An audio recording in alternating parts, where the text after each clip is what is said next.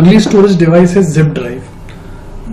Data transfer करने के लिए यूजुअली फ्लॉपी डिस्क का यूज में लिया जाता था, लेकिन फ्लॉपी डिस्क की सबसे बड़ी समस्या ये थी कि उसकी कैपेसिटी केवल थी 1.44 MB, यानी कि जो ऑडियो सॉन्ग आज के समय में 3-3.5 MB का होता है, वहीं फ्लॉपी डिस्क की टोटल कैपेसिटी ही लगभग 1.44 MB होती थी, जिसके कारण फ्लॉपी डिस्क के माध्यम से ज्यादा डेटा को ट्रांसफर नहीं किया जा सकता था। उस समय जिप ड्राइव अस्तित्व में लाई गई। आरंभिक जिप ड्राइव को 100 मेगाबाइट की क्षमता के साथ प्रस्तुत किया गया था। ये फ्लॉपी डिस्क की ही तरह थी, लेकिन इसकी कैपेसिटी ज्यादा थी। शुरुआती जिप ड्राइव को 100 मेगाबाइट की क्षमता के साथ प्रस्तुत किया गया था, यानी शुरुआती जिप ड्राइव 100 MB की कैपेसिटी के साथ उपलब्ध थी, और कम कीमत वाली जिप ड्राइव 25 MB के साथ भी उपलब्ध थी, जो उसी 100 MB ड्राइव में कार्य कर पाती थी। कोशिश ये की गई थी कि जिप की डिस्क को भी साधारण फ्लॉपी की कीमत के करीब लाया जाए, लेकिन ये पॉसिबल नहीं हो पाया। मतलब ऐसा प्रयास किया गया था कि जितनी कीमत में फ्लॉपी डिस्क मिल जाती है, उतनी कीमत में ऐसी कोशिश की गई थी कि जिप डिस्क को भी अवेलेबल कराया जाए, लेकिन ऐसा पॉसिबल हो नहीं पाया। फिर भी 100 मेगाबाइट डिस्क के आगमन से जल्दी ही जिप को सफल बना दिया। मतलब क्योंकि दिक्कत होती है 1.44 MB बहुत कम कैपेसिटी होती है, तो 100 मेगाबाइट की जब डिस्क आई तो उसने बहुत जल्दी ही जिप ड्राइव को सफल बना दिया, और लोग इसको सामान्य फ्लॉपी डिस्कों जिनकी क्षमता 1.44 MB होती थी उसके बजाय इसका प्रयोग करने लगे, और बड़ी फाइलों को इसके माध्यम से ट्रांसफर या संग्रहित करने लगे। परंतु बाद में वर्जन्स में क्षमता बढ़ाकर पहले 250 MB और फिर 750 MB कर दी गई, यानी जिप डिस्क की कैपेसिटी पहले जो कि 100 MB थी शुरुआती समय में, इसे बढ़ा करके बाद में 250 MB और फिर उसके बाद बढ़ा करके 750 MB तक कर दिया गया। अगली स्टोरेज डिवाइस है फ्लैश ड्राइव्स, जिसे आमतौर पे हम पेन ड्राइव के नाम से जानते हैं। ये USB फ्लैश ड्राइव्स एक NAND प्रकार की फ्लैश मेमोरी स्टोरेज डिवाइस है, जिसे यूनिवर्सल सीरियल बस यानी कि जिसे हम USB पोर्ट कहते हैं, USB इंटरफेस के साथ इंटीग्रेट किया जाता है। इसका मतलब यह है कि आमतौर पे पेन ड्राइव लगाने के लिए हमें USB पोर्ट की जरूरत होती है। यह सामान्यतः हल्के, छोटे, हटाए जा सकने वाले तथा दोबारा लिखे जा सकने वाले डाटा संग्रहण इकाई है। इसका मतलब यह है कि यह बहुत छोटी सी डिवाइस है जो कि रिमूवेबल नेचर की है। रिमूवेबल मतलब आप लगातार पेन ड्राइव को कहीं पे लगाए रखें ऐसी कोई जरूरत नहीं है। हम लोग यूजुअली इसमें के थ्रू डाटा ट्रांसफर करते हैं और वापस फिर से निकाल लेते हैं। तो यूं कह सकते हैं कि जिस तरह से हार्ड डिस्क सिस्टम में लगी हुई रहती है, उसके दम पे ही सिस्टम चलता है। हार्ड डिस्क आप निकाल दोगे तो सिस्टम चलेगा कैसे? तो कहीं ना कहीं सिस्टम हार्ड डिस्क पर निर्भर होता है, लेकिन सिस्टम कभी भी पेन ड्राइव के ऊपर आमतौर पर निर्भर होता नहीं है। पेन ड्राइव यूं समझ लीजिए कि निकाल सकने योग्य है, सिस्टम कहीं से भी उस पर निर्भर नहीं है, तो इसका नेचर रिमूवेबल कहलाता है। अभी के समय में पेन ड्राइव्स कई सारी कैपेसिटीज के साथ अवेलेबल हैं, ज्यादा स्टोरेज के साथ भी अवेलेबल हैं। जैसी जिसकी रिक्वायरमेंट होती है उस हिसाब से वो पेन ड्राइव यानी फ्लैश ड्राइव्स को इस्तेमाल करता है। Flash drive portable storage device है। विशेषकर फ्लॉपी डिस्क की अपेक्षा इसमें कई लाभ है। फ्लॉपी डिस्क की अपेक्षा तो खैर कई लाभ हैं ही, क्योंकि फ्लॉपी डिस्क पे ज्यादा भरोसा नहीं किया जा सकता था। जरा भी धूल या मॉइस्चर के कारण फ्लॉपी डिस्क का परफॉर्मेंस खराब होता था और कई बार वो खराब भी हो जाती थी। लेकिन पेन ड्राइव पे भरोसा किया जा सकता है, और बहुत इसकी कैपेसिटी ज्यादा भी है फ्लॉपी डिस्क की तुलना में। तो इनके बीच में हालांकि कोई कंपैरिजन है नहीं, उसकी फ्लॉपी डिस्क की तुलना में बहुत ज्यादा टिकाऊ और बेहतर है। फ्लॉपी डिस्क के इंटरनल स्ट्रक्चर को इस विजुअल में दिखाया गया है, और इससे रिलेटेड थ्योरी आप नोट भी कर सकते हैं। अगली स्टोरेज डिवाइस है ब्लू रे डिस्क। जैसे CD का अपडेटेड वर्जन DVD है, यूं समझ लीजिए कि DVD का अपडेटेड वर्जन ब्लू रे डिस्क है। स्वाभाविक है DVD की तुलना में इसमें बहुत ज्यादा डेटा स्टोर किया जा सकता है, हाई डेफिनेशन डेटा स्टोर किया जा सकता है।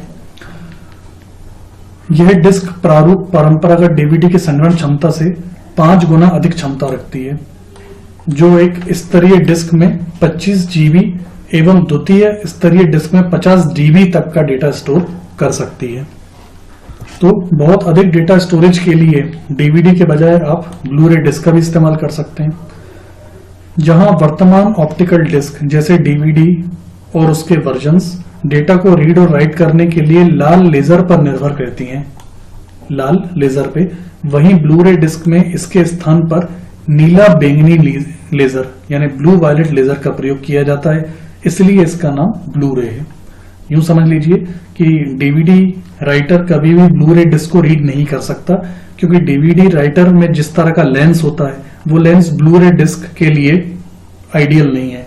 तो ब्लू रे डिस्क के लिए एक अलग लेंस का प्रयोग किया जाता है, वो लेंस नीली बैंगनी लेजर यानी ब्लू वायलेट लेजर पर बेस्ड होता है। ब्लू रे के वर्जन को वर्तमान में दुनिया के 180 से अधिक अग्रणी उपभोक्ता इलेक्ट्रॉनिक्स, व्यक्तिगत computer, recording media, video game तथा संगीत कंपनियों द्वारा समर्थन प्राप्त है। इसका मतलब यह है कि बहुत सारी कंपनियों के द्वारा इस ब्लू रे की टेक्नोलॉजी को अडॉप्ट कर लिया गया है और संभव है कि भविष्य में डेटा स्टोरेज में ये एक आइडियल डिवाइस हो, यानी कि हो सकता है कि आगे के समय में डीवीडी का यूज होना ही बंद हो जाए और बजाय इसके ब्लू रे डिस्क ही अस्तित्व में अवेलेबल हो। अगली डेटा स्टोरेज डिवाइस है एसएसडी यानी सॉलिड स्टेट ड्राइव। यह देखने में हार्ड डिस्क की तरह ही होती है, लेकिन इसकी स्टोरेज कैपेसिटी हार्ड डिस्क से कहीं ज्यादा होती है। इसमें हार्ड डिस्क की तरह न ही कोई मोटर होती है और न ही कोई घूमने वाली डिस्क। यह इंटीग्रेटेड सर्किट को डेटा स्टोर करने के लिए मेमोरी की तरह इस्तेमाल करती है। एसएसडी बिल्कुल रैम की तरह सेमीकंडक्टर से बनी होती है। यहां पर मैं एक बात आपको बता दूं कि यदि आप डेटा स्टोरेज के लिए हार्ड डिस्क के बजाय एसएसडी का यूज करते हैं तो सिस्टम की स्पीड कई गुना ऑप्टिमाइज हो जाती है, कई गुना बढ़ जाती है। एसएसडी बिल्कुल रैम की तरह सेमीकंडक्टर से बना हुआ है, लेकिन रैम की प्रकृति के विपरीत यह एक स्थायी मेमोरी है। रैम की प्रकृति कैसी है कि रैम डेटा को कभी भी परमानेंटली स्टोर नहीं करता, जबकि रैम की प्रकृति के विपरीत यानी रैम के अपोजिट ये डेटा को परमानेंटली स्टोर करती है। लेकिन इसको बनाने की टेक्निक रैम की तरह सेमीकंडक्टर से बनी हुई है, जिसके कारण इसकी स्पीड हार्ड डिस्क से कई गुना ज्यादा है। एसएसडी की कॉस्ट भी हार्ड डिस्क से कई गुना ज्यादा है। जिस प्रकार से पेन ड्राइव और मेमोरी कार्ड डेटा को संग्रहित करता है, ठीक उसी प्रकार से एसएसडी भी डेटा को संग्रहित करती है। एक तरह से कह सकते हैं कि एसएसडी पेन ड्राइव का एक बड़ा रूप है।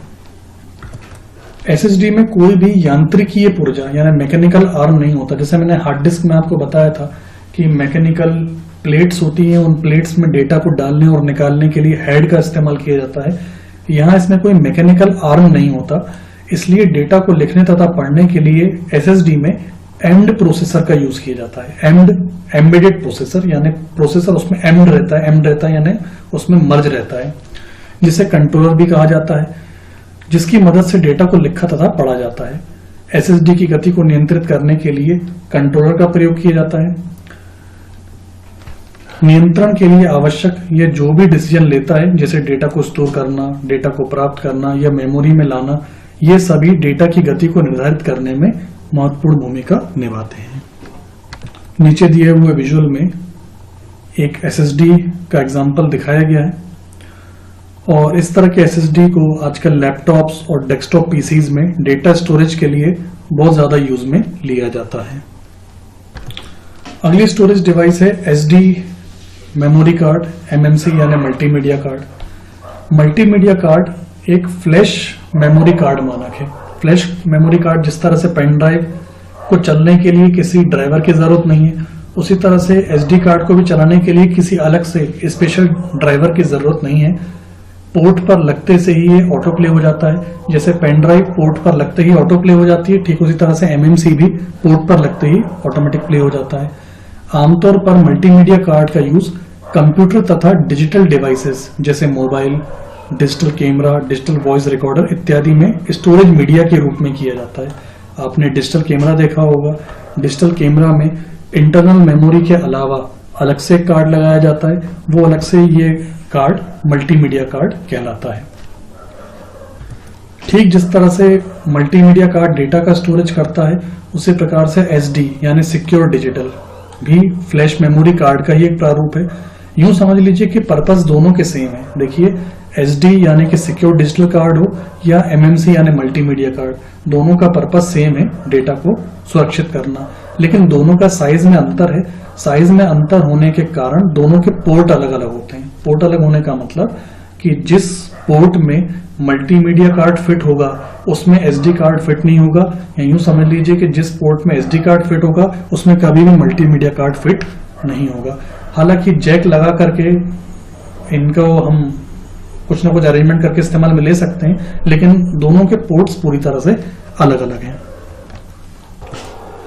SD कार्ड को हम मेमोरी कार्ड भी कहते हैं, मेमोरी कार्ड जो मोबाइल में लगाया जाता है।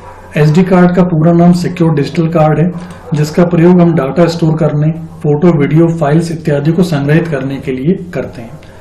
इनका सबसे अधिक यूज मोबाइल उपकरण में किया जाता है, मतलब मोबाइल्स में आप जो कार्ड लगाते हैं एक्सटर्नल स्टोरेज के लिए, एक्स्ट्रा स्टोरेज के लिए लगाते हैं, वो SD कार्ड कहलाते हैं यूजुअली। इनके विजुअल्स को यहाँ दिखाया हुआ है, इनके विजुअल्स को आप देख सकते हैं और साथ में नोट भी कर सकते हैं।